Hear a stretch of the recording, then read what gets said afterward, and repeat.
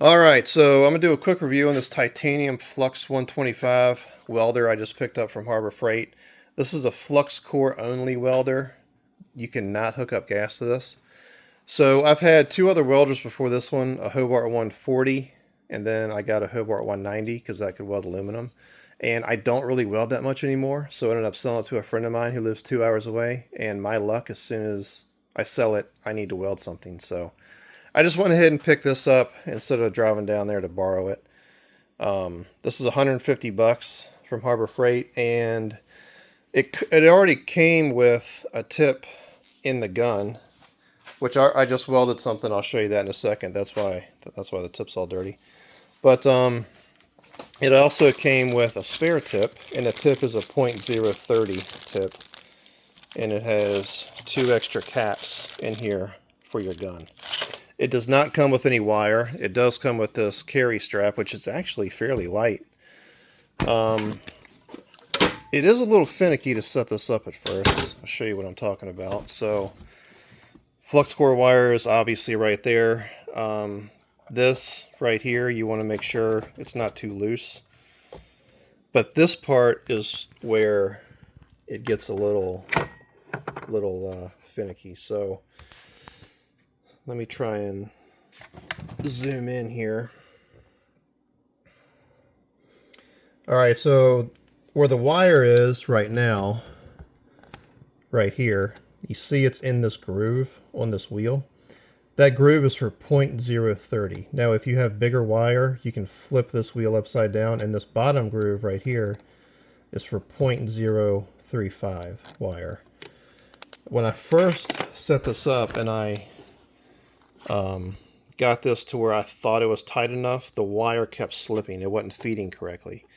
So basically what you do is whenever you feed the wire through here and into the gun, you want to wrench down on this to apply pressure on that wheel so the wheel actually has some bite to the wire and it can feed correctly.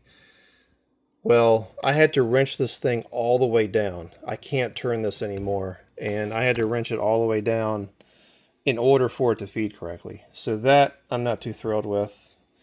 And this is, again, it's fairly loose, which if you have this too tight, it can also make it not feed correctly, but this is really, really loose. Probably a little bit looser than I would normally like to have it, especially on the Hobart welders that I had. So that's one thing that I'm not really too thrilled about, because, you know, what if you need to get this tighter is my biggest question. So hopefully that won't happen. But I just did weld with it, and here are the settings. I wish it had numbers instead of the alphabet, but yeah, there are the settings with it, and I'll go ahead and turn it on real quick.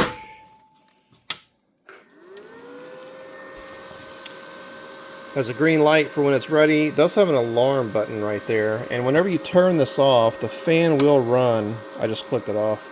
The fan will run for maybe like 10 seconds or something, and then it'll shut off. But yeah, I just ended up welding this box tubing, and it actually welds pretty decent. It's definitely not the prettiest weld I've ever done. I haven't welded anything in like a year, but I had my feed a little too slow, but I just put that on there on some scrap just to test it out. And this is probably the cheapest ground clamp that you could ever get with a welder. I'm sure it actually is. But hey, it does the job. You know, it's good for small projects, etc. You know, I wouldn't go building a tube chassis race car frame with this thing or nothing, but you know, for small stuff around the house, even doing some exhaust work on cars, trucks, whatever, you know, I would definitely do that. So yeah, for 150 bucks, I'm not going to complain at all. So definitely a good purchase in my view. I've seen some other videos where people have had theirs for quite a while and it's still going strong, so hopefully this one will do the same.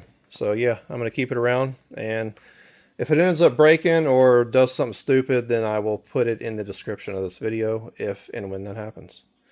Thanks for watching. See you in the next one.